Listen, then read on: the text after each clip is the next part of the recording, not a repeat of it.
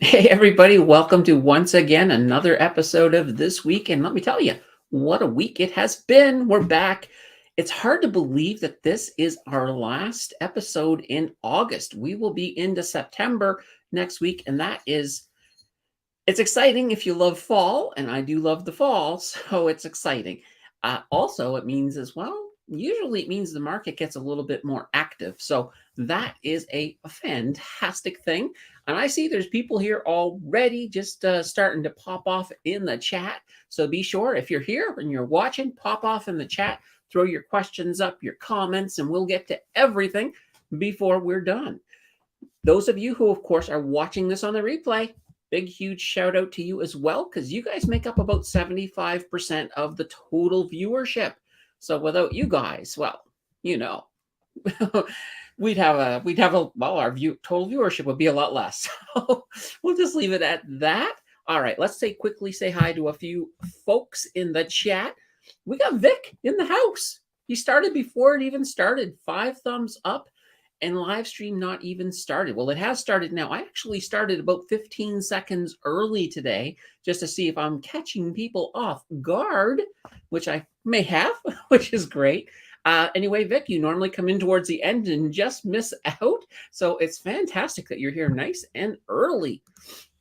Andrew is in the house. He says, hope everyone is having an awesome day. Yeah, I totally hope everybody is having a fantastic day.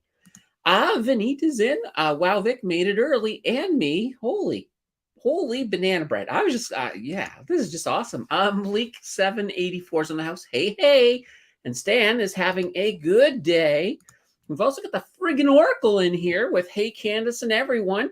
And here's Jill saying, don't forget to hit like. Yeah, absolutely, because while we're live, when you hit that like button, it means YouTube sends it out to more people, and that's how they sometimes discover the live stream. Jordan says, hello, Candace and all of the chat family. And then, hey there, the friggin' Oracle, and Jill as well. And hey back to Jordan from the friggin' Oracle. And Jay is saying, hey to everybody, while Paul is saying, happy Sunday, everybody. Whoa, we're off to a kick and start. You guys are just rocking the comments already. Well, it's going to be a great day. We got some news stories. It's actually, believe it or not, it was kind of a slow news week, but I still got 8 news stories for you. We're going to get to all of those this afternoon. Before we do, I just want to mention very quickly about Blossom. If you guys are not yet on Blossom, there is a link down below. Check out Blossom, because I will tell you, Blossom is the place to go if you want to be part of the Canadian social media investor community.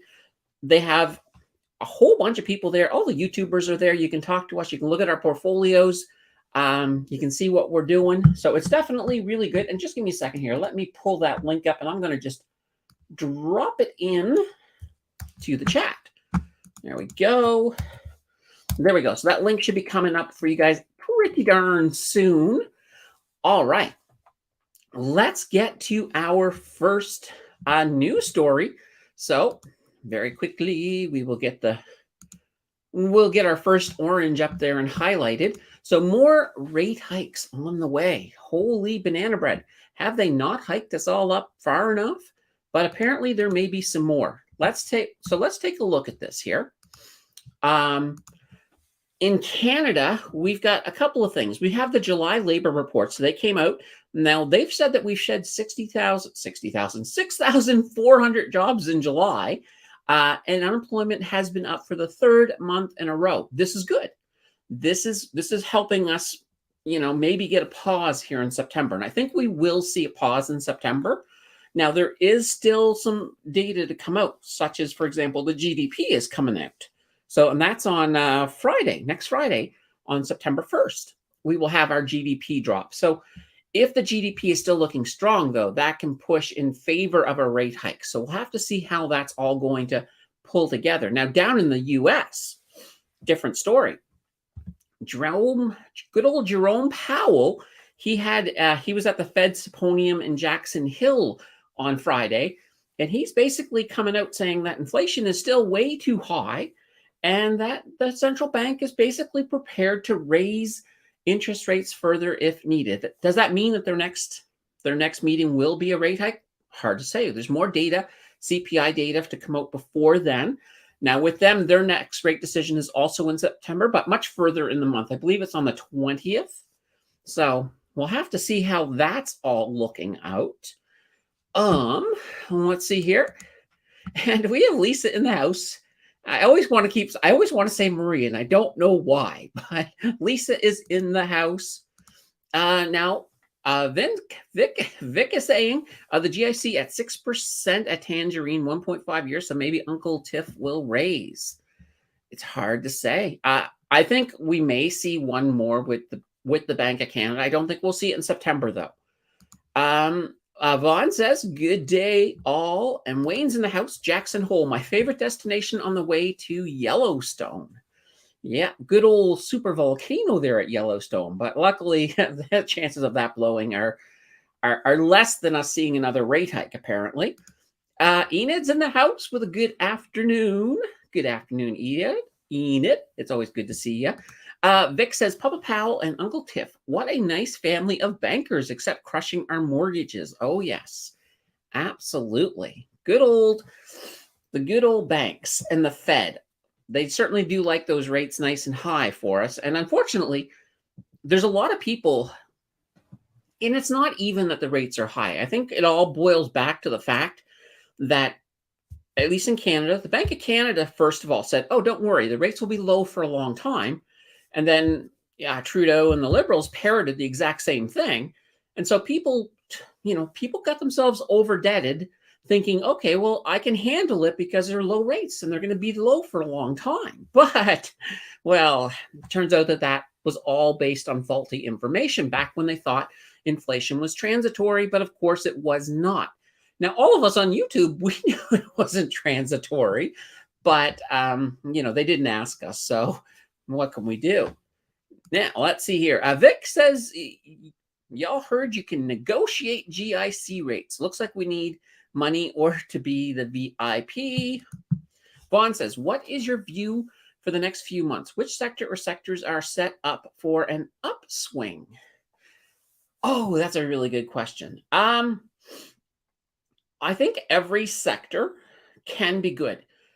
It's more or less, and I don't even want to say sector-wise, it's more or less knowing which companies to find in each sector. Now, Tuesday's video, I think, is going to be right up your alley, Vaughn, because I actually look at winners from 5 different sectors.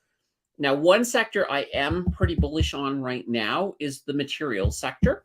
So, and that's where those Hammond stocks are, is in that materials sector. So I think materials is going to be strong. I think energy is going to make a bit of a comeback simply because, well, you're going to be, cooler temperatures are coming in. That means more people are going to be using heat. Now, the problem with energy, though, is that there is so many different black swans that can come in. There's so many politics that can move in and really mess things up. So I would say materials is more, I wouldn't say a sure thing, but I would say it's closer to a sure thing than energy. But I think energy has a good chance of being strong in the fall. Wayne says, Powell's statement indicates higher rates on the table. Yes, absolutely. And Vic says, buying stocks need balance of arrogance and humility. Arrogance to think the market is wrong, and we know better, but humble enough to know we could be wrong. Okay, that's a quote by Steve Eisman. Holy cow, Vic. For a second, I was like, holy cow, did Vic just turn into Yoda? But nope, it was Steve Eisman. Yeah, it's kind of true. A lot of times, everybody thinks the market's wrong. But here's the thing. The market's never wrong. It's usually just investors who are wrong, because the market is nothing more than an indication of the overall psychology of the buyers and sellers. And it's kind of a little bit of a dance between the two of them to determine which way the market's going to go. So when you understand people, when you understand the news, when you understand all of the driving forces around it, that gives you a better chance to determine where the market's going to go. But because we're dealing with people and people's psychology, sometimes people can make absolutely no sense and do the exact opposite than they should. So that's one of the reasons that the market can sometimes be very, very hard to look at. And Vic says, look at Nvidia, shot up $500 and settled down despite bonkers earnings. Market wisdom. Yes, and we actually have that as a story, Vic. So we got that coming up as well. All right, let's just jump over to our second story, move the story train along a little bit. And it's about more BRICS. So no, we're not talking about the Legos. We're actually talking about BRICS, and those actually stand for the countries that are in BRIC. So BRIC is sort of an alternative to the G7. Currently, right now, we have Brazil, Russia, India, China, and South Africa. Hence, it spells BRICS. They have actually just added some more countries. So we're looking at Saudi Arabia, Egypt, Ethiopia, Argentina, and the United Arab Emirates joining the BRIC. I don't want to call it an alliance, but the BRICS, joining BRIC. Why is this kind of significant? So right now, Western-dominated G7 economies, they still hold a larger share of the total global GDP. But BRIC is starting to challenge that. And that will give them better purchasing power. And that's kind of a big thing. Overall, all of these countries have one thing in common. They are sort of hoping to cut back on the reliance of the USD, so the United States dollar, when it comes to global trade. Now, adding these countries right now, it's going to basically expand BRIC to about 47% of the total world population. And it's also going to be 36% of the global economy. And and keep in mind right now, there is actually another 20 countries that have applied to get into BRIC. So that's big. Yeah. And don't forget China and Russia. Yeah, they're in BRIC and they absolutely, there we go. And they absolutely want to cut reliance on the USD. So that's a driving force towards things that are going to happen when it comes economically and when we start looking at the American dominance. So here's an interesting thing.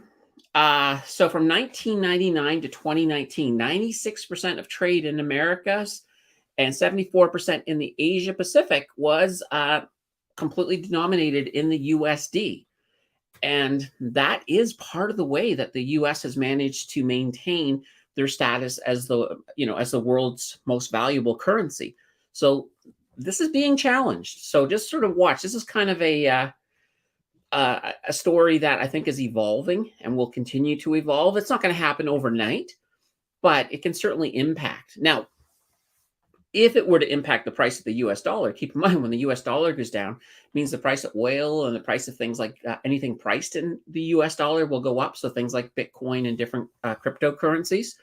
So that's kind of interesting. Oh, you misquoted that pearl of wisdom. So it was from Joel Greenblatt. Okay. Fair enough, Vic.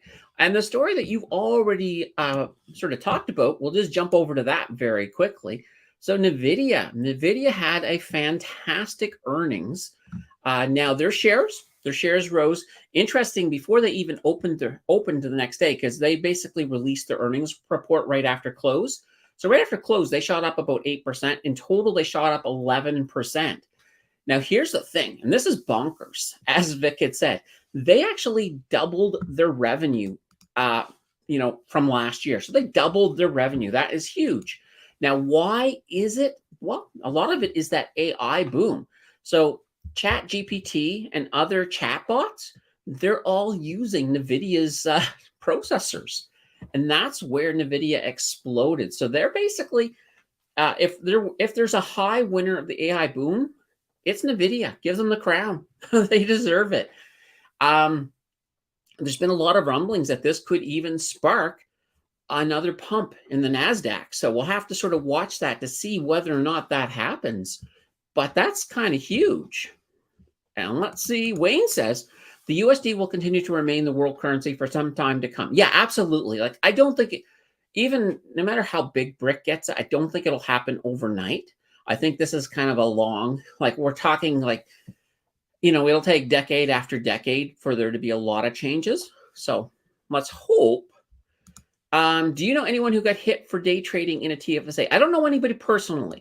Now, I do know, I do know a person who was in the news because they had done some really serious amount of day trading in their TFSA, and they were handed a nice big bill by the CRA. So that's what happens. Like if you get caught day trading in your TFSA, they're not going to come and sort of throw you away in jail or anything like that. All they're going to do is give you a bill and say, okay, these trades we're saying they're day trading, and you're going to have to pay us, on those. So that's basically what would happen to you. It's not to say that you should take it lightly, because obviously once you've kind of got on the radar of the CRA, it could lead to other things that could make your life miserable, like audits and things like that. So you probably don't want to get in that situation to begin with. Holy banana bread, Vic. It's like you're jumping ahead every single, you're one story ahead, Vic. Canadian banks, TD, ROI, both have huge increases in amortization periods and decreases in new mortgages. Watch for drops in other banks and lots of buying opportunities. New lows coming. So yes, I think there's still a lot of pain for the Canadian banking sector for sure. But we'll jump into that story very quickly here. Wow, we're moving through these really fast. I like that. There's nothing like having Vic here to leapfrog us along. Okay, well, next story, says Vic. And we're over to the next story. Why get a GIC when you can buy BNS at Lowe's and get near 7%? Divs, yeah, it's not a bad thing. So, Canadian Bank Scorecard. We had 2 earnings reports come out this week. And let me tell you, the rest of them are next week. So, for the Royal Bank of Canada, their EPS, they had estimated, it was estimated their EPS would come in, so the earnings per share would come in at 2.70. They exceeded that, and they came out with 2.84, which is fantastic. They also had their revenue was estimated to come in at 12.82 billion. Once again, they exceeded that by quite a bit, and it came in at 14.49 billion, which is great. Everybody seemed to agree. So the shares actually rose by 1.6%. I think they should have went higher, but they didn't. But people are a little bit optimistic for the Royal Bank at least. TD also had their earnings report. Now, their EPS was estimated to come in at 2.04, and it fell. It did not hit 2.04. It came in at 1.99. Now, their revenue was another story. Their revenue was estimated at 12.11 billion, and they came in at 13.01 billion. But despite beating estimates for their revenue, overall, their shares actually fell a whopping 3.5%. So that's huge. So if you are somebody who's stacking TD, that's probably a small gift for you for sure. But yeah, so I'll bring the rest of the banks to you guys next week. I'll give you the full breakdown, and we'll take a look. So far right now, RBC would be a winner. TD would be a loser, but I don't think TD fully deserved to be a loser. But, their shares fell, so we'll call it for what it is. All right. Vic says, I like DFY and IFC, great companies. IFC is a great Canadian story. Absolutely. Absolutely. Actually, tomorrow, there is one company, a financial company that most people don't think about that's actually doing really, really well. But that's not tomorrow, but Tuesday. Sorry. That's going to be in Tuesday's video. So be sure to check that out. Mohammed says, I have 1,200 shares of BNS, but was buying at $72, not $62. Yikes. Yeah, I think a lot of people probably are in the red with their banks. Here's a situation where, even though the price has dropped down quite a bit, it's tempting to buy a whole bunch more. But if you're already in with so much, depending on what your diversification is, you want to be a little bit careful. You don't want to over diversify too much. And the fear that you mentioned as well, that you're scared about how housing will affect the banks. Yeah, absolutely. The banks are going to have a bit more pain ahead of them. We have all these people who are locked into fixed rates on their mortgages that got, fantastic, really low rates they got in the pandemic. And those are the folks that are all of a sudden are going to have to wake up and smell the coffee, I guess, as they look at some pretty new high rates as those come up for renewal. Now, the good news about that, though, is that the banks are prepared. The banks know that is what is going to happen, and they have put aside money for a lot of these defaults. And plus, right now, they're already bending over backwards by doing things like extending amortizations out as far as they can, so people can stay in their homes. So I think the banks will work with people because they kind of can't afford to have all of these foreclosures. So they will probably do a lot of creative stuff, even though it may seem nice at first, but it's not going to be great for the people who have to take advantage of them, because all of a sudden, if you're in a situation where your mortgage is getting bigger because you're not even meeting the interest payments on it completely, that's not a good situation to be in. So hopefully that we can get inflation down sooner than later, and maybe start looking at, and even then, these rates, when it is time for the rates to start coming back down, they're not going to come down a long way. It's not like we're going to go back to where we were in the pandemic. We're going to see rates come down a little bit, but not a lot. So keep that in mind when you're sort of thinking about what the other side of this all looks like. All right. Let's see. Vic, you got in at $78. Whew, wow. And BMO at 115. So the suspense is killing me for Tuesday. Stop teasing. All right. I will not tease you. So what I've done for Tuesday's video is I took every single sector in the in Canada, and I basically I was looking for companies that have positive returns on the 3-year, the 1 year, and this year, 2023. So the things I normally look at. So they had to have everything positive, and then I'd look for the highest, the one who had the best. So I found the best of the best for every single sector. Then I took the top 5. So we got 5 different sectors, 5 different companies that are all doing well in each of these sectors. That's what you're getting on Tuesday. There you go, Vic. You are no longer in suspense. 7,000 shares into TELUS, mid 23. Holy banana bread. That's a lot. So I'm hoping you're not like over diversified.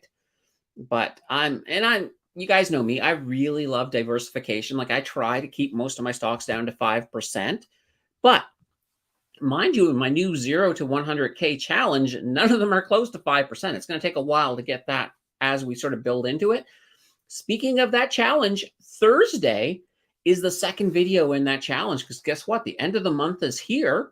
So we're going to drop another $400 into that account. Well, I've already done that. And we're going to take a look and buy some more stocks and add things up and see where we're looking at thus far. And then we'll do it again, of course, at the end of September. So that's going to be fantastically exciting.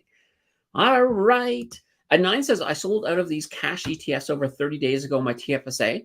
I wouldn't be hit with day trading if I buy them again, I hope. Okay, so if you do it once, the odds of you being hit are small. They're small. They're not 0, though. So normally, but keep in mind, too, with the cash ETFs, there's a whole bunch of different ones. So if you sold out of one and you want to buy into, you just buy into a different one. That's one way to make sure it's 0. But if you just do it once, you're probably not going to have to worry. It's more or less they're looking for patterns. So if you do it a lot, then they're going to look at it and say, okay, that's probably that's starting to look like like a business, and that's what day trading is. So you're probably fine, 9, to be honest. Vic says the CRA doesn't care about small potato day trades. Sensational articles about multi-millionaire TFSA accounts. Yeah, they normally don't go after the small potatoes, but if you're a small potato and you're blatantly day trading in your TFSA, you've got a higher chance of being caught. For sure. And Vic says, YO, you're only young once. See, and I used to call that a yo-yo, which is kind of one of them fun little things. I don't see yo-yos around anymore. Do they even sell yo-yos? I really don't know. All right. Let's go to our next story. Boop-a-de-boop. Here we go. Canada Post losses. I actually was going to call this Canada Post losses, but I was like, that just sounds a little bit too confusing. So Canada Post has released their data for Q2, and their losses increased over by 59% over the previous quarter. So before tax loss, basically before tax loss of 254 million. Last year at this time they were at 160 million loss. So they've fallen big time. Revenue dropped by about 78 million. And of course, Canada Post is saying it's a lot of the competition between all of the couriers that are out there now, taking away a lot of their business. Their cost to operate rose by 1.7%. Now, here's the funny thing. The last time Canada Post actually reported a profit was, well, 2017, long before the pandemic. So they've been struggling for a while. Now, it's not like we can get rid of them, but because you need to have a mail carrier. So it's an interesting thing. I mean, how often do you guys even receive mail nowadays? I know myself, half the time anything comes in the Canada Post, it's usually junk mail, or just there's a couple occasional things that still come along in the mail. Like when I got put on the short list for jury duty next year, that came in the mail. So that could be fun. I don't know if I mentioned this before, but apparently in 2024, I will probably get called to court to sit as a potential juror. So who knows? I could be in a jury. So if all of a sudden sometime next year I say, guys, I got to take a week off from YouTube because I'm going to be on the jury, don't be surprised. It could happen, which would be kind of funny. And let's see, Vic says, got my spelling lesson from former Vice President Potato, not Potato. Okay, that's funny. Stamps will now cost $32,738 each to make up for their losses. Maybe. It's actually funny. I was once actually hired by Canada Post to sort mail. I was hired for the Christmas rush, and I went through all of their security checks. I came in and I did a little class where they did for us, and I was all ready to go. It was like fantastic. They pay so much. I'm going to get some great Christmas money. And I didn't get called once, not even once. And that was simply because that was kind of the first year where all of the internet kind of really impacted them. So a lot less mail, a lot less everything. So it was kind of one of those things where it was like, so, I was on the books, a Canada Post employee for one holiday season, even though they didn't give me any work, but I did receive a paycheck for the training. So I will give you that. Banana bread court. Yes. That would be kind of funny. It's like, yeah. I deem that banana bread to be tasty. So we'll go with that. Vic says, I won't cry for Canada Post. If I do, I'll use no-name brand tissue. You're looking at the stuff ahead of me. Holy cow, Vic. All right. Vic has pushed us to the next article. So let's jump into that. So no tissues for you. So yeah, Kimberly-Clark, they're a huge manufacturer. They supply tons of different products, but they're pulling Kleenex tissues from Canada. And the reason they're doing that is a couple of reasons. One, between inflation and some of the cheaper Canadian options, people are starting to choose some of the other brands, and that's hurting their bottom line. And they're just saying that the actual profitability to market their tissues, the Kleenex brand in Canada, is it's just not worth it anymore. So they're not going to do it, which is kind of weird because I don't know about you, but when I reach for a tissue, I call it a Kleenex, even if it's not a Kleenex tissue, which is kind of weird. So we'll see if that disappears from our lexicon, or if we're still going to call them Kleenexes, even though, we won't have Kleenexes here per se. So those are the Kleenexes. Kleenexes. Whoa, there we go. All right, let's move to the next story. Hey, once we get these out of the way, then it's just talking, right? Which is fantastic. So build faster. All right, so the Canadian National Housing Agency, they're basically put out a warning. They're saying that we need to build millions of homes in less than a decade if we have any hopes of balancing the housing market.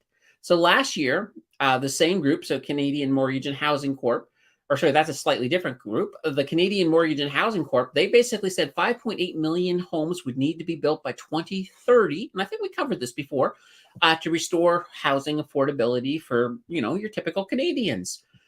at the current pace that we're on right now, we're on track to actually only construct 2.3 million houses by then. So that's not a good thing.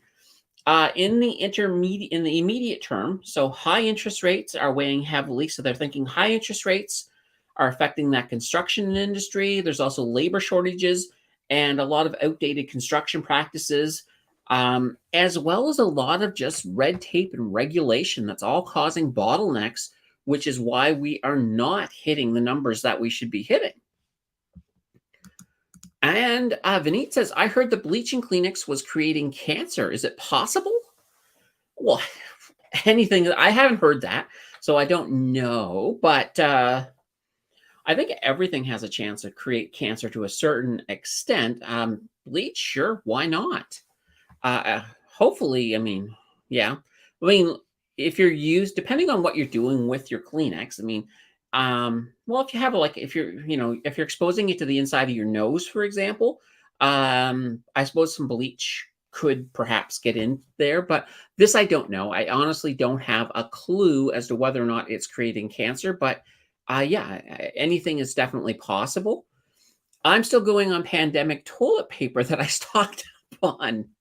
That's actually funny. That actually did cause a bump in their, in their profits for sure. When the pandemic hit, people were, stockpiling everything from Kleenex to tissue paper, and I mean, there's going to still Kimberly Clark is still going to be providing Kleenex brand things that are just not tissue paper. Like I believe you can get a Kleenex brand sort of paper towel dispenser or something like that. There's a whole bunch of different Kleenex brands outside of the tissue that will still be around. Let's see. Cost of labor and materials way up. Can't even get a quote to build new. Prices changing that fast. Yeah, absolutely. Now, my parents, their house burnt down earlier in the year, and luckily for them, they got the insurance people paying for everything, and they've got all of the people there, and the house is coming up. The new house is coming up really fast. So they got the frame up, and they're looking to be putting in windows soon. So that's pretty cool.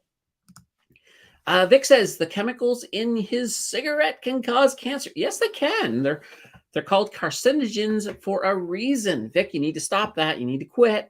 Get yourself healthy, my friend. Andrew says, have you checked out PRL Propel Holdings? They are starting to make a nice movement. And let me take a look here. I think I did. I looked at them briefly last week. PRL. Sorry, I don't understand. That's okay. My watch has decided that she wants to join in on the conversation. And that's fine. But yeah, Propel earnings. Propel Holdings. Well, I guess you can say earnings. They have been picking up quite a bit in the last little while, which is kind of cool. Now they did peak about 3 years ago, up around 1430. So they have come down, but it looks like they're slowly starting to recover, which is great. Let's see here. Now they're a financial technology company committed to credit inclusion and helping underserved consumers by providing fair, fast, and transparent access to credit. So an interesting company. The sector that they're in, though, I'm a little worried only because higher rates means that, people are going to be defaulting, and this could impact them a little bit. So I would be a little bit careful with them. But yeah, they are starting to move in the right direction. But let's see if they can get that momentum going. Vic says, rent is so bad, even parents are raising basement rents. Yes, that's so true. I think you're just coming up with a funny comment on my next story just to get me there. We'll get to the rents in just a second, though, Vic. Before we do that, I just want to say hi to Richard in Montreal. And Andrew says, whoops, I missed Andrew. Andrew says, do you believe banks are going wheat? Do you believe banks are going wheat lower? I don't know about wheat, but I think there's a chance you could see a little bit lower, but I don't think we're going to see a point where they're going to drop big time lower. So that's one of those things I would say about banks. I think right now some of the entry points at bank, if you're doing a good DCA, this is a good time to start. I think once we get on the other side of the rate hikes, the other side of any defaults that come from people having to renew mortgages. I think you're going to start to see a little bit of recovery there. The beautiful thing is, though, I think their dividends are pretty safe. So you're getting the fantastic yields you're getting right now, especially with companies like Bank of Nova Scotia, for example, or Scotiabank. I think those are there to stay, and I think those are really great. So, yeah, I would have that. Ooh, do you have any insights into do? So DOO, that is Skidoo. Skidoo has actually been doing really well. It's a company that currently, actually, I think it's up for vote right now on a deep dive. I would really love to do a deep dive on do. We're heading into that season where their sales tend to go up as well. But I think they're a solid company. I think they're well managed. Their movement has been pretty darn good. I think they're a solid investment, to be honest. Did I miss the BRICS conversation? Yes, you did. Yes, you missed it. There was like another bricks in the wall. No. It's just me having fun there. Yeah, I mean, you did miss BRICS, but you can go back and watch the replay after it's over. How do you feel about TD at this level? I mean, I still like TD. I think TD is a solid bank. It doesn't have that same yield as something like BNS, for example. But I think TD is a solid company. Honestly, when it comes to the Canadian Big Six, I think all of them are solid. I think they're all very good for your portfolio. But it really boils down to, which one you want. I would say you don't have to sort of sit there and buy all six. I would almost say that if you buy all six, you're probably getting yourself diversified too much into banking sector. So I would look at it that way. Vic says, I like Royal Bank below 100, TD high 60s, BNS in the 50s, CM in the 40s, and BMO above 100. Yeah, to me, the banks are just solid. They're good blue chip. They're foundational stocks. They're the type that set up a DCA on them and forget about them type thing. I think that's fine. And Vic says the Canadian banks tend to hold prices, giving lots of time to think or buy. Don't FOMO, so the fear of missing out. So, yeah, I would even say right now, like, we don't know if the banks are going to go much lower. I don't think they're going to go much lower, but here's the thing. If they do, then, and you held out for them, well, great. But if they don't, and you're still holding onto your cash and you didn't buy anything, all of a sudden they're back on the way up and you're like, I missed out on that opportunity. So if you buy now while they're low and they do go a little bit lower, well, you're still going to be looking great on the other side, because when things start coming up. And yeah, Richard says my HMAX keeps dropping. Yeah, absolutely. Absolutely. You're still going to have your dividends from your HMAX, but the problem is with HMAX is because where it is a covered call, you do have a little bit of capital that starts going down. Now, once the banks recover, you'll get that capital back. But in the meantime, as long as their dividends remain stable, that's kind of the thing. When you get into a covered call situation, you have to sort of look at it from two perspectives. One, if you're just in there for the passive income and you're just going to sit on it, then fine.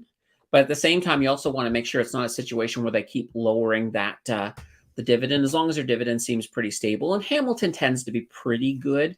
Now, they have lowered some dividends on some stuff, like, for example, HYLD.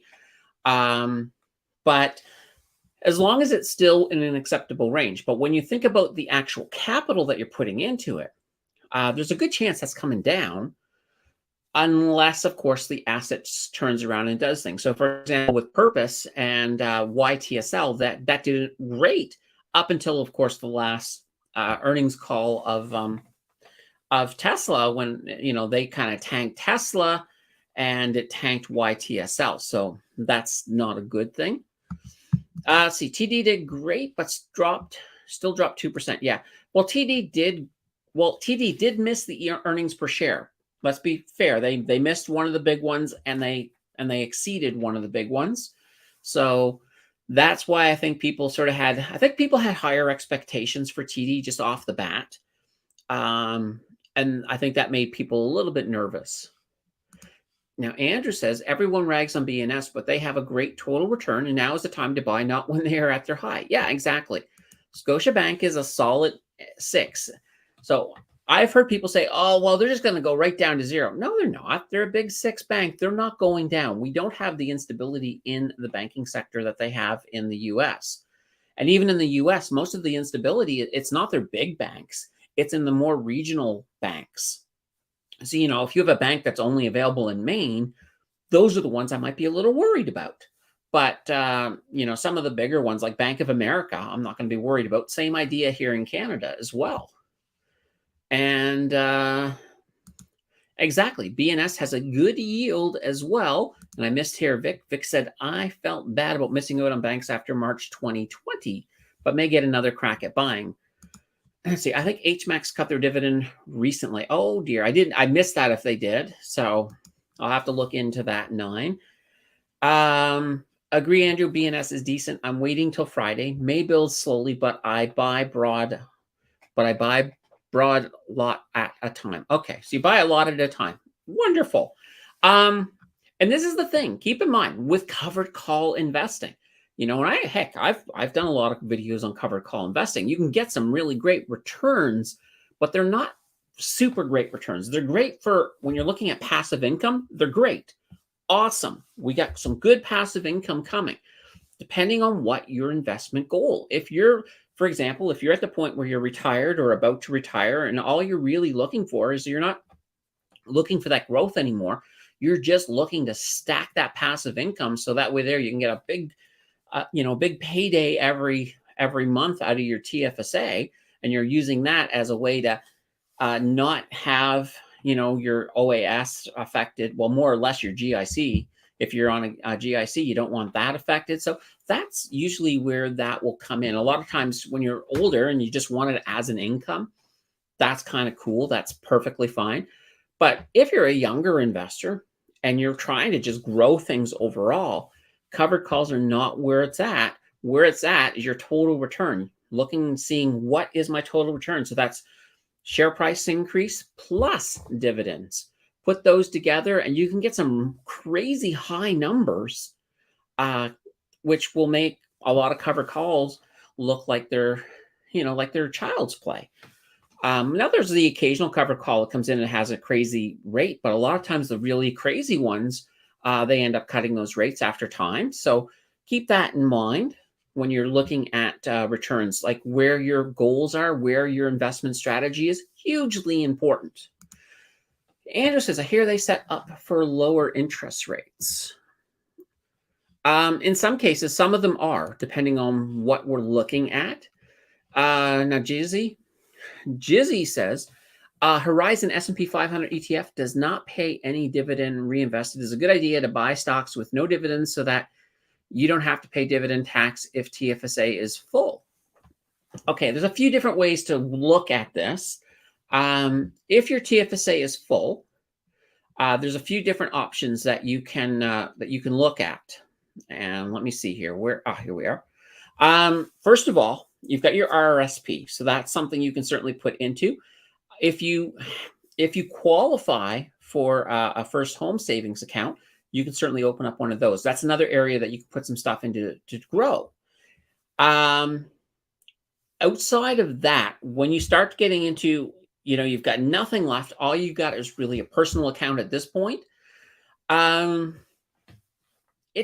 depends on what you're looking at. Like your dividends, yeah, they will be taxed in a personal account, but you'd also have a dividend tax credit as well. So it doesn't hurt to put them in there. I don't say that you should avoid high dividends, but what you could do is I would look at rebalancing. So for example, if I have things in my TFSA right now that have lower dividends and I'm doing personal account, I might say, okay, well, look, I'm going to, maybe I'll buy my Microsoft in a personal account. Just use that as an example because I know they have kind of smaller dividends.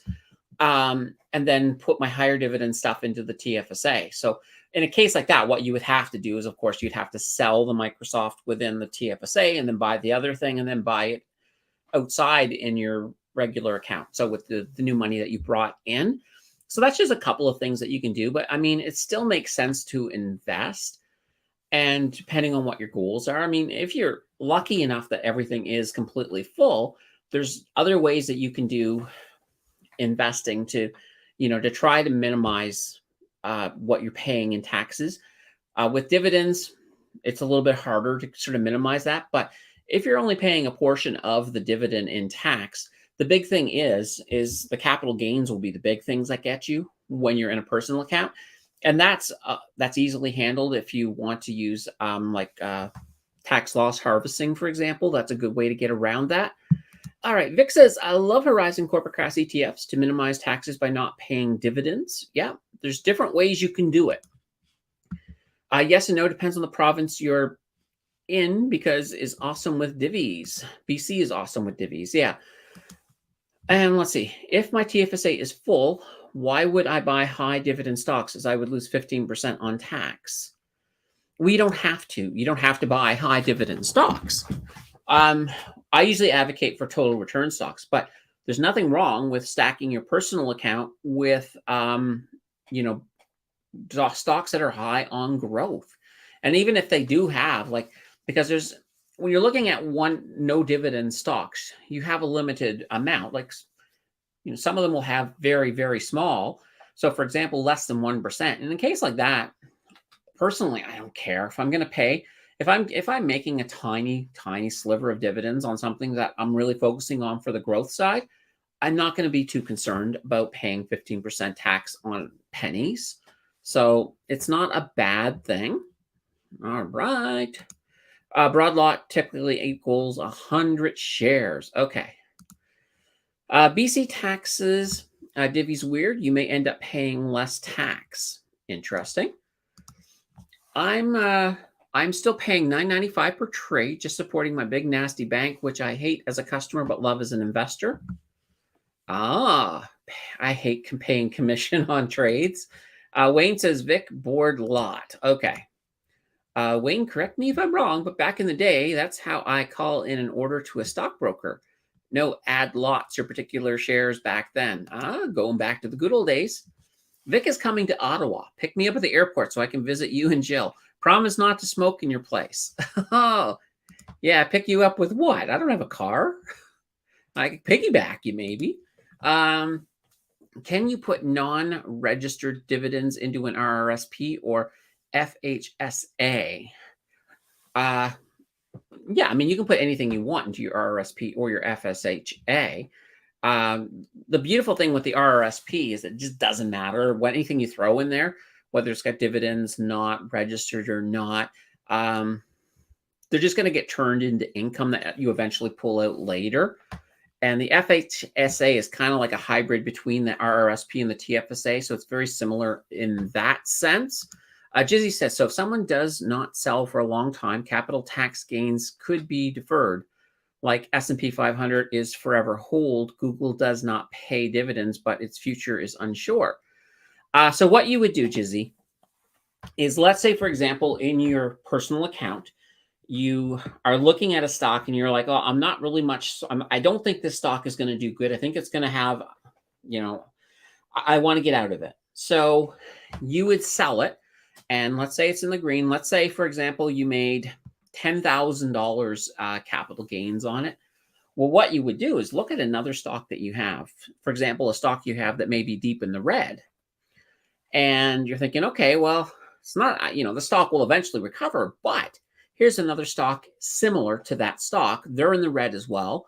Instead of riding up the stock I have, I'll sell it. I'll move over and I'll buy the other red stock. I'll ride that one up instead. But what you've done on paper is you've created a loss. And let's say if you happen to, we're just make this easy math. Let's say you created a $10,000 loss, capital loss. Well, that 10,000 capital loss eliminates your 10,000 capital gain, and you're paying no taxes. And plus, nothing has really changed other than the fact that you're riding a different stock back up into recovery than the stock that you sold. What do you think of preferred shares ETF? CPD is yielding over 6% right now. Now, I'm fine with preferred shares. you find that you get, I wouldn't even get caught up on it. To me, it's like I'll still look at the fundamentals. If I like the fundamentals, I'm okay with it. And yield wise, with me, like I said, with me, I like the total return. So I'll look at that yield, but I'll look at the growth on that as well.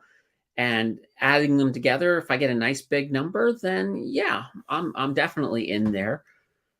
Vic says Berkshire, another no dividend option. Get a few Class A shares if you can afford it, or if you can't, there's always the Class B shares with Berkshire as well. And if you're in Wealthsimple, you've got that whole fractional shares option as well. WTS is great, $9.95 per trade. Sucks, $29.99 was terrible, but $50 via phone to broker was murder. Okay, and that's, yeah, we've come a long way from paying all of these commissions. So it's one of the reasons I do love Wealthsimple. It's just, or National Bank as well. National Bank has no commissions. So that's kind of a neat thing. A lot of the bigger banks, I think Scotiabank doesn't charge, if I'm correct, I think iTrade from Scotiabank doesn't charge commissions on ETFs. So if you're an ETF investor, you're probably okay with some of the bigger banks. So keep that in mind. Now, let me get to that last story so we can get this pounded out here. Boop-a-doo-boo. Higher rents. Yeah.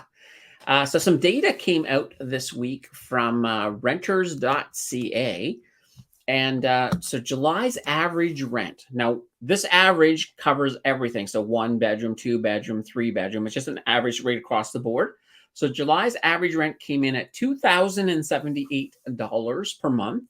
That's actually a 9% year over year increase from last year. So that's huge. So rents have been going up. And just to put this into perspective, the 1 bedroom apartments alone, they went up about 13%. And that's a monthly rise of 2.5%, bringing July's figure to $1,850 a month for a crazy amount. So it's even crazy just to think about the fact that it went up 2.5% between June and July. But why? Part of it is going back to school. And a lot of students, especially university students looking for places to rent, a lot of landlords are just jacking them prices up even further, getting ready for that. So that is not a good thing to be in anyway. Now, before we get back to the chat, just next week in Canada, we have on Friday coming up on September 1st, we have our GDP numbers coming out. So these are important because these will definitely help determine whether or not the Bank of Canada is going to hike the rate or not. I still think we got to pause, but maybe these GDP will have some impact on that. Now, down in the U.S., Wednesday, August 30th, they do have the Q2 GPT revision, so we'll see if that goes up or down. There's also the PCE, which is your personal consumption expenditure report. That's coming out on Thursday. And on Friday, they got jobs data. There's always jobs data coming out in the U.S., it seems like. Earnings-wise, this week coming up, all the big banks, other than, of course, Royal Bank and TD. So we're going to have BMO, BNS, CM, NA, plus we're also going to get Canadian Western Bank as well as Laurentian Bank are coming up with their earnings as well. So we'll have all of that information for you next week on this week. Well, let's go with that. All right, let's get back to these questions. Give me a second here. I just want to turn the orange off. All right, let's see. Where are we at? Right here. So Jizzy says options and covered call ETFs are paying 70% dividend yield like TSLY. How risky are those? Well, they're very risky. One, they don't have the history. Two, we don't know. We really don't know if their model is going to be tried and true. So, because they're still... This is a new model because they're using what's called a synthetic covered call. And so they're playing a dangerous game with that. Other than, I don't want to say, remove the word dangerous. It's kind of like trial and error. It's like, let's find out if these work or not. So I would be careful. And for myself, I know I have bought some TSLY. I got in, I bought some grabbed some dividends, got out while Tesla was doing good. And the same thing with YTSL over here in Canada. I did the exact same thing, though they didn't have a 70%, but they had a nice dividend and they also had some nice growth. But I did get out of that. So I always say with things like this, when you start to get crazy yields, you automatically should be going into it on high caution. You don't want to be throwing the kitchen sink at it because there is that possibility that you could lose.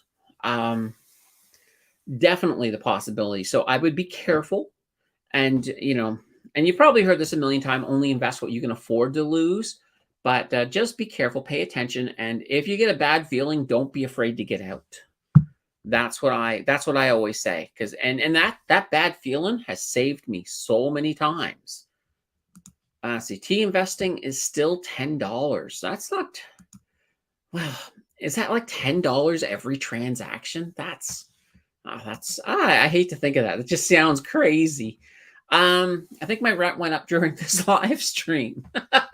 It may have. I could sublet a room in my basement to a nice co-ed. Holy banana bread there, Vic. Well, maybe, does anybody need a room to rent? Richard says, what's a 2-bedroom apartment's rent? I didn't have that data, Richard. I don't have that data, unfortunately. Yeah, it only gave me the overall and then the 1-bedroom, but yeah. Let's see, TSLY is actually looking uninteresting. Their share cost is kind of stable. Well, that's kind of good. I mean, if they stay stable, and also the thing is, anything investing in Tesla, you have to kind of, you almost have to play Tesla, because that's kind of the way I did it with YTSL. When I started feeling bad about Tesla, it was time to get out. Let's see. Where's Scott? Create, Save, Invest, and Rye. You are the last one standing. Well, Scott's just on a hiatus, so I believe he's going to be back in September, but I don't know. And Rye, I have no idea. I haven't heard hide or hair of Rye in a very long time. So that I can't say. But Scott should be back in the fall, once things, because he moved. I think he moved. So there's a whole bunch of stuff. And he pops his head in here every so often. So I'm pretty sure in the fall you'll have Scott back, Vic. And Wayne says, I have a bunch of leaps on gold, expires in 2025, fixed price on the calls. Interesting. I think I've been pretty bullish on gold. When I look at gold compared to almost every other precious metal, gold is just outperformed, and I do feel good about gold for sure. Let's see. Yeah, TD is $10. Buy and sell. Holy banana bread. That's rough. Candace, do you remember me mentioning investing in gems a while ago? I vaguely remember that, Jordan. Hopefully you're about to give me a good story on that. Yeah, ouch. I'd say that too. Trade TD Bank. Anyone also use Mugo Trade, another no-fee alternative to Wealthsimple? I like them too. I've never tried them. I know they're out there, Mogo. I think the thing is between my 2 accounts in Wealthsimple and National Bank, every need I have has been met. So there's been no need for me to go really shopping around on other brokers. So no, I have not used Mago, but if you like them, then that's the big thing, right? Is that if you like them and they're commission free and they're meeting your needs, then hey, why not? Vic says, I think they plant a tree for your trade or something. Oh, is that Mago or TD? I don't know who's planting trees. And hey, Chad just came in. Hello, Chad. It is great to see you. Better late than never. Apparently, Vic is very happy to see you, Chad. So, Vic, you can't hold back that kind of level of excitement, huh? Okay, while you guys are coming up with any further questions you have, let me sort of explain what's going on this week again. So once again, on Tuesday, we're looking at 5 different sectors, 5 top performers from 5 different sectors, and this is total return performers. So we're going to break those down for you on Tuesday's video. Thursday is the second video in the 100 to 100,000 challenge. So another 400 into the account. And we got some buys, some new buys, beefing up some of the other ones. So if you haven't yet watched that first video, go back and watch that video because the second part's coming out on Thursday. Then, of course, we'll be back here again next week doing the exact same thing on the live stream. So let's see where we're at here. We got Chad doing a bunch of waving. And Jizzy has, would you buy CAD hedged or CAD unhedged if you had a choice? Honestly, I don't care, to be very honest. I know some people are like, oh my God, it's hedged to the Canadian dollar. I don't have to worry about the currency. But the reality is, I don't think it makes that much of a difference. Maybe if you're buying and selling at that moment. But for me, I buy American stocks. I buy Canadian stocks. I really don't weigh that. I don't put a lot of weight into it. I'm not saying that you shouldn't. I'm just saying that I don't personally. And let's see here. Brokerages who advertise free buys in ETFs charge when you sell. Oh, really? Yikes. All right, there we go. There we go. I did not know that. I hate service fees and commissions and all of that fun stuff. Chad loves unhedged. So yeah, I can understand unhedged is good. To me, like I said, I don't really care if it's hedged or not, but obviously my US stocks are not hedged to the Canadian dollar in any way, shape, or form. Well, the way it works is at least I was going to say, at least with Wealthsimple, you can, for example, get yourself a Canadian account, an American account. If you go into their Plus, then you can keep your American dollar separate if you want. But it really comes down to when you're sort of playing with things. Like, for example, some people get really up to the point where, like with your RRSP, if you put, not even let's just say with your RRSP, well, with any account, if you're putting an American or a Canadian company that's investing in American companies, then you're technically losing a tiny bit of money because they're still paying that 15% withholding tax. Whereas if you got the same ETF that's investing in the same companies, but it's an American ETF, and you throw that into your RRSP, you're getting everything. You're not losing that 15% behind the scenes, even though you never see that 15%. Some people are, like, okay, well, let's play the math. Let's just pull this in and get ourselves a maximum amount of money possible. All right. Here we go. Vic is demanding a live stream collab with myself, Brandon, and Passive Income Investor. The three of us were in a live stream together before. I just want to put that out there. I think it's hosted on Brandon's channel. There was also, I think, Robin Haney was in there and a few others. I can't remember if Canadian a T-shirt was in there. He might have been. But yes, look for, I can't say this one particular, but look for more. Those of us, especially when you go over to Blossom, you'll see that certain people have these special check marks next to them, like myself. It's basically those are the Blossom ambassadors, and it's usually a lot of the YouTubers are Blossom ambassadors. I think there's about 25 or 24, something like that. We are looking at doing more stuff together, so you'll definitely see some stuff. Whether you'll see that exact combination, I don't know, but it could happen. It could very well happen. Chad says, depends on if you think the dollar is going to hold its value. Yeah, absolutely. And that's one thing that pulls it in for sure. Jizzy says, commission free is too much. Remember that there was a time when 1 USD was equal to 1 CAD. Yes. But when that happened, though, that was actually bad for the Canadian economy because it made a lot of our goods too expensive for the US, because you get a lot of tourists that want to come to Canada because our Canadian dollar is weak. So there's a lot of cash that flows into our money by us having a little bit of a weaker dollar. But I do remember when we hit parity that one time. I was just like, at the time, I was like, oh, that's so awesome. But, it's not always the best thing. I think as long as we stay between anywheres from, I would say right now, I think we're at a sweet spot, 75-cent area, plus or minus a little bit. I think we're in good shape. Let's see. Jordan says, I checked some prices today. I made 98.8% returns. I paid $30 per 5 CT stone 7 years ago. They're now worth, well, that's not too bad. That's not too bad at all. Oh, yeah, the good old gem market.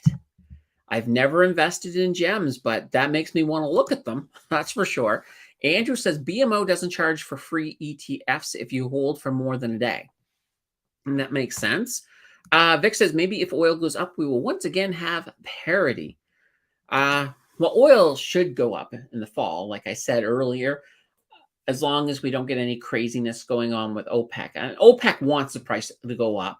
The big thing, I think, is China, depending on what the needs are for China. If China starts slipping into a bit of a more recessionary environment, that could impact prices as well and maybe not give us the boost that we're hoping for. But I'm hoping that doesn't happen. But when it comes to China and their economy, everything's off the table, kind of in that sense.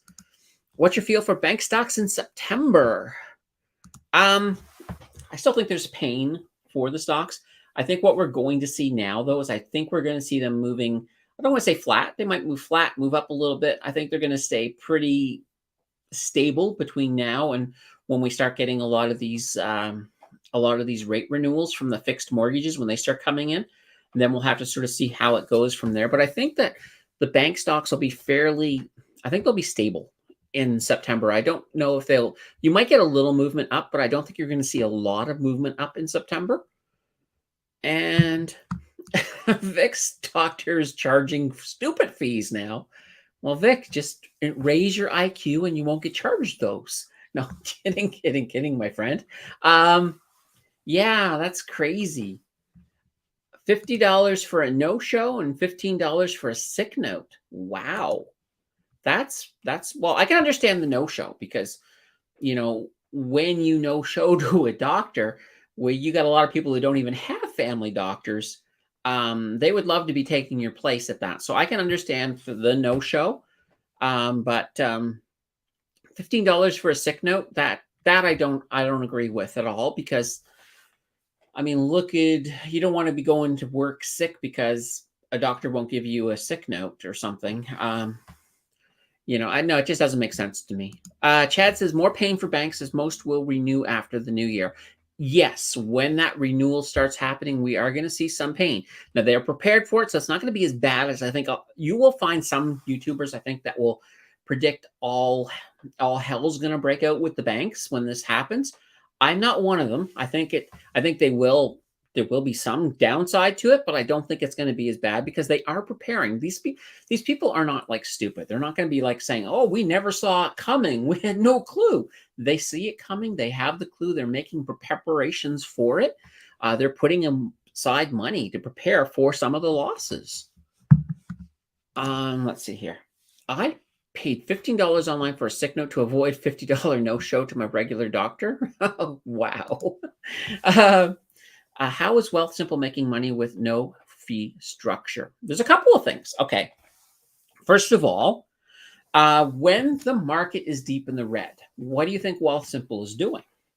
They are buying a lot of stocks. So when you go on Wealthsimple and you buy stocks, so let's say back in the last October when we were at the bottom, Wealthsimple was buying a crap load of stocks. So let's say they bought Banana Co. We'll use my fictional company. So they bought Banana Co. at, let's say, $20 when it was nice and cheap. Well, today you're going in there, you're going, oh, I love that Banana Co. company. I think I'll buy a couple shares of it. And let's say right now the price is $25. Well, they're selling you the $25 and you're paying the $25, which is market value. But they actually bought that Banana Co. at $20. So for every single share of that Banana Co. they bought when it was really cheap, you're paying $5 more because they stocked up on it. And they do this with all the stocks because that's the reason that you can move stocks so easily. If you actually look behind the scenes and the whole idea of settling and stuff, it normally takes it can take almost 3 days to completely settle all of these arrangements. But they're giving you the stock right away because they have it, and they will replenish it, but they won't replenish it then if the price is high. If we're at all-time highs, you buy that Banana Co. They're not buying Banana Co. right away. They're going to wait for the price to come back down and buy it. So they're making that because they have a bit of a spread when it comes to that. That's the big area where they make a lot of money. They also make money other ways as well, but that's the biggest area, the behind the scenes area that all of the brokers do this. So it's not like Wealthsimple's the only one that does it. They all do it and they all make a crap load of money doing it. That's one of the reasons, like the reason that they can offer fractional shares at Wealthsimple is because they are sitting on all those stocks. They've already bought them all. They've got them so that, it's not like you're going, okay, well, I just want to buy half a share of Banana Co. It's not like, they're saying, oh, Banana Co., can we please just have a half a share? No, they've got a bunch of Banana Co. And they just sort of keep track. So they know how much Banana Co. they have to keep to cover the amount that all the fractional ones add up to. So, but anyway, Chad says, go back to the late 80s, early 90s. Everything was made 100% union made in USA. Now it's all China made. Yeah, there's a lot made in China, but you know what? There is a movement to start moving some of that away from China. You're probably going to see, I imagine 10 years from now, when you start looking at things, you're going to see a lot of made in India. So I think India is going to take a lot of China's business. See, Larry Bergman calling for another 10% drop in Canadian banks. That's a high amount. I don't want to say it's not possible, but I don't see it happening in September. Maybe once we do get to that, we get to all of those renewals, maybe we will have a 10%. But I'm still not even feeling that it'll be that high. I'm thinking probably closer to maybe 5 to 7%, but we'll have to look at that anyway. OM is in the house. Afternoon, folks. Hello, OM. Welcome to the live stream. Chat says heard POW is their backer. This true? Sort of. They are the POW owns the largest share of Wealthsimple, so they're definitely, I guess that would be kind of a backer, but they are their majority shareholder. All right. We passed an hour, says Vic. Yes, we did. Well, we always pass an hour. It's up to you guys. You guys keep throwing me at questions. I'm not going to just like say, okay, there's 20 questions I haven't answered yet. Bye, everybody. I'm not going to do that to you guys. So the questions keep coming. I keep talking to a certain limit, of course. So basically, we should be buying stocks when Wealthsimple does. Well, ideally, yes. I mean, buy low, sell high. That's kind of the way you make money in the stock market. It's just harder to predict. And Wealthsimple is kind of like, they've got algorithms that tell them when the best time is. And their algorithms are going to let them know, hey, you know what? This is a great buying point. And sometimes, of course, they're going to have to. If they're running out of stock, they'll have no choice. But when they are low, when there is a big dip, like I imagine on March of 2020, when we had that massive drop, Wealthsimple was probably sitting there buying up stuff like crazy. And then knowing that, a month later, they were selling it back at regular price. So, yeah, absolutely. Chat likes BNS is a Canadian Tire. Oh, like BNS is a Canadian Tire backer. Everybody loves Canadian Tire, though. Isn't that true? Should I sell TRP or wait until the split next year? That's a good question. It's a really good question. If you already own them, I would say wait. If you're thinking about getting in, I would probably say, make sure you do your due diligence, but I wouldn't personally get into that position at this point. But I do think they're worth watching. And I think that split's going to be probably more interesting than most of us think it will be. But yeah, if you already have it, I wouldn't sell. Vic says just finished box cookies. Oh, well, that sounds good. Yeah, he apparently has the munchies. Let's see. Lots of China's business is already in Vietnam. Yeah. There's a whole bunch of different countries, but India, Vietnam, they're taking a lot of business. Made in India. Yep. Cheaper labor, better products. I think that Wealthsimple sells your orders to third-party trading ops. That I'm not sure about, Wayne. I do know that they make a ton, though, from what I was mentioning earlier. So chat, I'm recovering from Kyle's live stream, so perhaps After Effects. Don't know who Kyle is, but hopefully it was a good stream. And Enid says, here we go, pull everybody back. Anybody here works at Wealthsimple to tell us when to buy? I don't work at Wealthsimple, but yeah, it would be nice to have somebody on the inside, right? Chad says, Kyle funny. Same with the money gun. Trevor's in the house. Hello, Trevor. Anyone else having problems with Wealthsimple? Have no values on my TFSA account. Ooh, yikes. Sometimes I find if I have issues with Wealthsimple, if I go in to my my phone, or I usually actually use the iPad, and shut everything down, like actually shut off every app or even reboot the entire phone completely. Most times that resolves the issue. Or the occasional times I'll go in and see if there's an update available on Wealthsimple, and that will sometimes fix it as well. But between the two, that's always worked for me. What do you think about POW stock? I do like the Power Corp of Canada. I think they have a good stock. I don't currently hold it, but I have at times. I've come in, rode it up a bit, sold, moved into some other stuff. It's one of those ones that I do always return to because I think it's a solid company. So I do like them. I think I recently did a deep dive on them as well. So that's up on the site. So, all right. We're coming up on 1 hour and 15 minutes, folks. So if you get your last minute questions or so, throw them in.